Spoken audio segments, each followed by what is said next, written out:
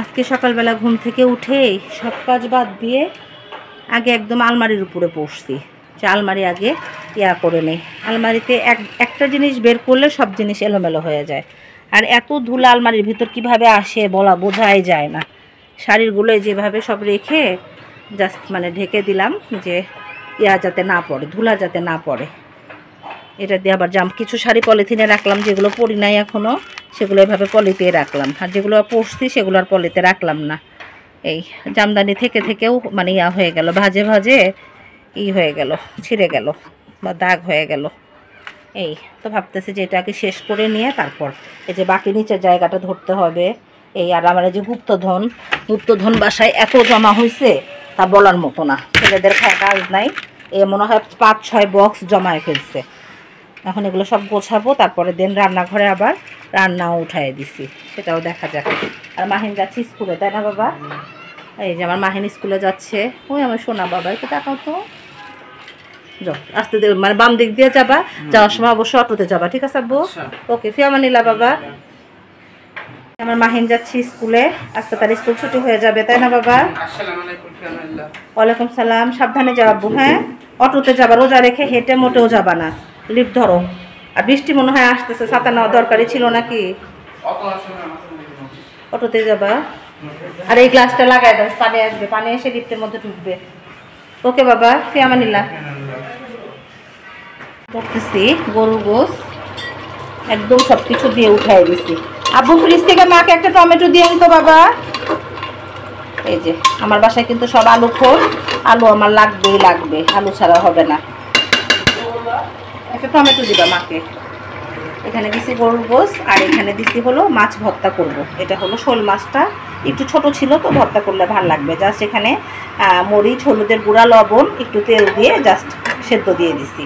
সেরা বেড়া হয়েছে। কাপড় গোছাতে 2:30 বেজে গেছে, প্রায় 2:30 না 2টা বাজে মনে হয় এখন, ঘড়িও দেখিনি। গোসটা হয়ে গেছে, ঢেলে দিতে খাদ্য ঢালা যায় না, অনেক কষ্ট। যাই হোক হয়ে গেছে। কালকে আমার একটা চাচাতো ভাই বলতেছিল যে তুমি ভেবে পাচ্ছ না, গরুর গোস রান্না করো।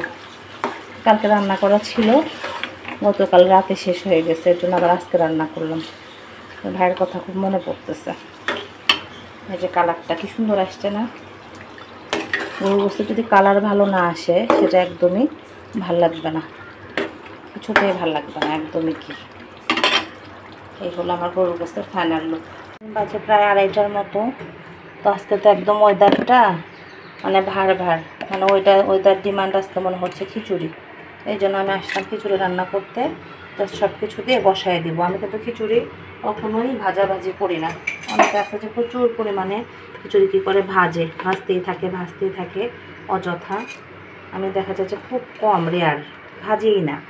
আমি যেভাবে রান্না করি সেভাবে আমার বাসার লোকজন পছন্দ করে, তাহলে আর ভাজাভাজির কি দরকার, তাই না?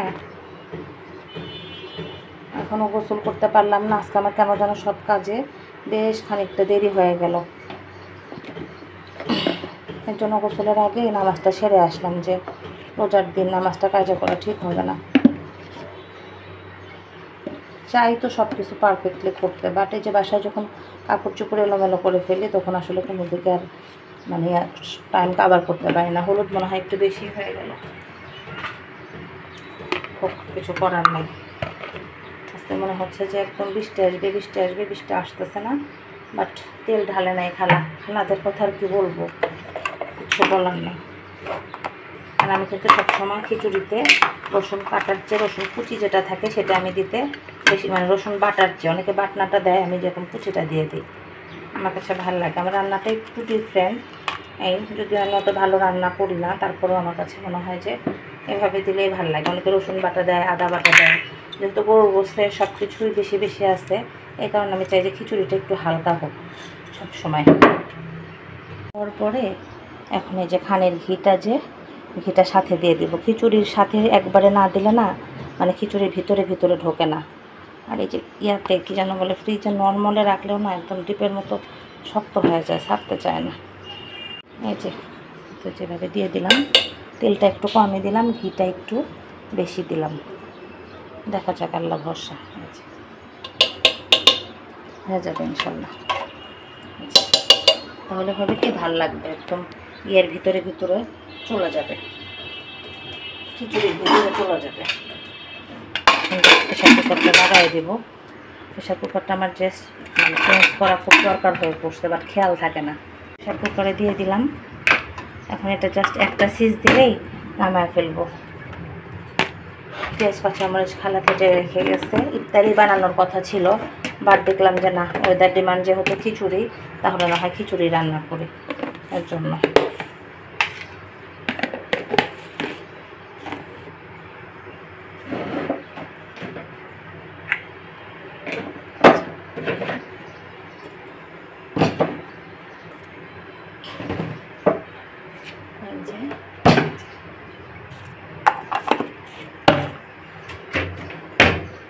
আর এই যে বাইরের পরিবেশটা এরকম, মেঘলা আকাশ। আসসালামু আলাইকুম, আশারঙ্গ থেকে আপনাদের সকলকে জানাচ্ছি অনেক অনেক শুভেচ্ছা। আশা করছি সবাই ভালো আছেন। আলহামদুলিল্লাহ আমিও ভালো আছি। তো যাই হোক, এখন বাজে একদম কাটায় 5:30। সকালবেলা থেকে ভিডিও ধরছি, বাট ক্যামেরার সামনে আসতে পারি নাই, কেন যেন একটু এলোমেলোর মধ্যে ছিলাম। এই আর আজকে সকাল থেকে একদম 4টা পর্যন্ত আমার কাজই শেষ হচ্ছিল না, কেন যেন মানে এলোমেলোর মধ্যে ছিলাম। এই কিছুতে কাজ গুছিয়ে উঠতে পারতেছিলাম না। তো যাই হোক, 4টার সময় কাজ শেষ করে এতক্ষণ একটু রেস্টে ছিলাম। খারাপ লাগতেছিল, মানে এত ব্যস্ত ছিলাম যে আজকে গোসলটা পর্যন্ত আমি করতে পারি নাই। আজকে ওয়েদারটা তো একদমই বাজে। তো যাই হোক, ওয়েদার ডিমান্ড খিচুড়ি আমি এক প্রেশার কুকার রান্না করে রাখছি। এখন দেখা যাক, মানে এত ব্যস্ততার মধ্যেও এক প্রেশার কুকার খিচুড়ি আর হলো এক ফ্রাই প্যান গরুর গোশত রান্না করতে ভুলি নাই। তো যাই হোক, ব্যস্ততাটা কিনেছিলাম। আমার সাহেবের একটা শার্ট কিছুতেই খুঁজে পাচ্ছিলাম না, একদম আলমারি উলট পালট করলাম, অনেক কিছু করলাম, ভাবলাম লন্ডিতে আছে, লন্ডিতে যোগাযোগ করলাম না, কোথাও নাই। পরে দেখি যে হাতের কাছে একটা সিম্পল জায়গায় শার্টটা রয়ে গেছে, বাট আমাকে সব এলোমেলো করতে হয়েছিল। পরে পুরো আলমারিটা আবার গুছিয়ে ফেললাম। এই যে সব আমি কিন্তু আলমারিতে কাপড় রাখার পরে যেগুলো ইউজ একটু কম হবে সেগুলো আবার আর একটা কাপড় দিয়ে ঢেকে রাখি, কারণ আলমারিতে রাখলেও সব কাপড়ে দেখা যায় যে ধুলা পড়ে। বিশেষ করে শাড়ি যেগুলো পরা হয় না সেগুলো, বা শীতের কাপড় চোপড় যেগুলো খুব কম পরা হবে সেগুলো আবার আলাদা একটা ওড়না দিয়ে বা যে কোনো একটা দিয়ে কাপড় দিয়ে আবার আলাদাভাবে ঢেকে রাখি। আর যেগুলো সবসময় ইউজ হবে সেগুলো দেখা যায় যেভাবে রাখি। এই ব্যাগটা আমার পার্থমণির, এই যে আমি এখানে রেখে দিচ্ছি, ও রেখে গেছে আমার মেয়েটা, এসে নিয়ে যাবে যেদিনে আসবে, মানে ও আসলে আমার আর মনে থাকে না, যত্ন করে রেখে দিচ্ছি। তো যাই হোক, এই হলো আমাদের সকালবেলার সমাচার, সকাল থেকে দুপুর পর্যন্ত এই। আর আমার এই যে বড় ছেলেটা রোজা থেকে এত কাহিল হয়ে গেছে। আব্বু শোনা বাবা, মানে আমাদের সময় চলে যাচ্ছে মা, আব্বু শোনা মা আমার, এই যে শোনা 5:30 বাজে, নামাজ পড়তে হবে, ওঠো। নামাজের সময়টা চলে গেলে নামাজটা করে কোনো লাভ হবে না বাবা। মানে রোজা থেকে না বাচ্চারা একদম তাকানো যাচ্ছে না মুখের দিকে। আর আমার ছেলেটা সেহরিতে কিচ্ছু খেতে চায় না, কি যে অবস্থা তা বলার মতো না। তো যাই হোক, ওর বাবা আজকে বাসায়, ছোট ছেলে কি যেন একটা বায়না করলো কানে কানে, তার জন্য সে আবার বাইরে গেল। আর আজকে ওয়েদারটা খারাপ, তো কাপড় চোপড় শুকাচ্ছি কিনা বলতে পারতেছি না।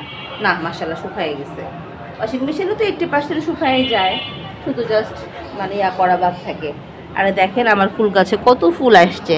সবাই এটা যেন কি ফুল গাছ, বিস্কিট ফুলের শুভেচ্ছা নিয়েন। এই যে গাছটা একদম কানায় কানায় ভর্তি।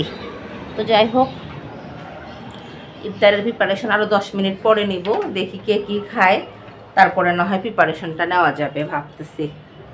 একটু বাইরেও যেতে চাইছিলাম সাহেবের সাথে, কিন্তু ওয়েদারটা যেমন খারাপ, যদি ভালো লাগে তাহলে না হয় সন্ধ্যার পরে যাবো, আর যদি ভালো না লাগে তাহলে আর যাব না ভাবছি। তো যাই হোক, আবার না হয় দেখা হবে ইফতারের আগে। মাহিন আজকে বাসার ইফতার করবে না, এই জন্য চুপচুপ করে সে কি বলছে তারা বুকে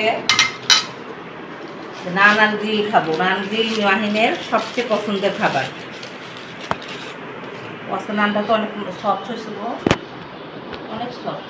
থ্যাংক ইউ আব্বু। নান এনে দিলে তো তুমি থ্যাংক ইউ বলবা, তোমার সারা জীবনের অভ্যাস। আর আমরা খাবো হলো চিকেন পরোটা। এই দেখো, হা হা হা। তোমাদের দুই ভাইয়ের হলো নান আর গ্রিল, আর আমাদের হলো চিকেন পরোটা, খিচুড়ি আর গরু। আমার তো সবই রেডি। আমাদের আজকের ইফতারিতে আছে হলো ভুনা খিচুড়ি, যেহেতু ওয়েদার ডিমান্ড খিচুড়ি, ভাবছিলাম যে মুষলধারে বৃষ্টি হবে কিন্তু হলো না, এর জন্য আছে খিচুড়ি, তারপরে আছে হলো নান, তারপরে আছে হলো গ্রিল, আর হলো আমাদের জন্য আছে হলো কিমা পাওয়াটা, তাই না মিশরাবু? মিশন এদিকে আনো। আমাদের দুজনের হলো পছন্দ চিকেন পাওয়াটা, চিকেন কিমা পাওয়াটা যেটা সেটা, ওরা আবার এটা খুব একটা পছন্দ করে না।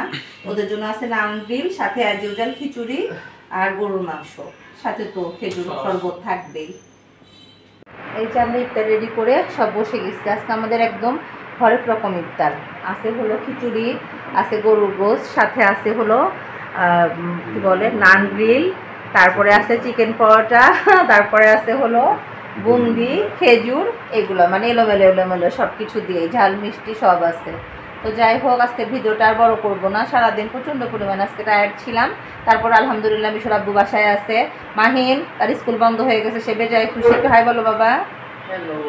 হ্যাঁ, এই যে মাহিন আছে, এখানে আমার মিশন আছে, মিশন অনেক সুখ হয়ে গেছে। তো যাই হোক, সবাই ভালো থাকবেন। মিশর আব্বু আছে, সে কালকে একটু ঢাকার বাইরে যাবে, এই আজকে একটু মানে আমরাই বলছি যে ইফতার আমাদের সাথে করো, কারণ মাহিন খুব দুঃখিত হয়ে যায় তার বাবা বাসায় না থাকলে। যাই হোক, সবাই ভালো থাকবেন, সুস্থ থাকবেন, আশার অঙ্গনের সঙ্গে থাকবেন, আমার চ্যানেলটা সাবস্ক্রাইব করবেন, সেই সাথে গঠনমূলক সমালোচনা করবেন। তবে আজ এই পর্যন্তই, আল্লাহ হাফেজ।